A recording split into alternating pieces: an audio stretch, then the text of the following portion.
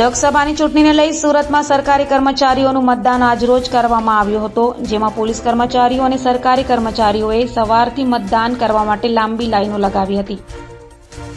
સુરતના પોલીસ કર્મચારી અને સરકારી કર્મચારીઓ માટે આજરોજ મતદાન રાખવામાં આવ્યું હતું. આ મતદાનમાં પોલીસ કર્મચારી, હોમગાર્ડ, ટીઆરબીના જવાનો મતદાન કરવા વહેલી સવારથી પહોંચ્યા હતા. ખાસ કરીને આ મતદાન બેલેટ પેપર પોસ્ટલ બેલેટથી મતદાન કરવામાં આવ્યું હતું. મતદાન કરવા માટે 900થી વધારે સરકારી કર્મચારીઓ જોડાયા હતા. ત્યારે સવારના 9થી સાંજના 6 વાગ્યા સુધી મતદાનની અંદર મોટી સંખ્યામાં મતદાન કરવા માટે લોકોએ વહેલી સવારથી જ લાઈનો લગાવી હતી.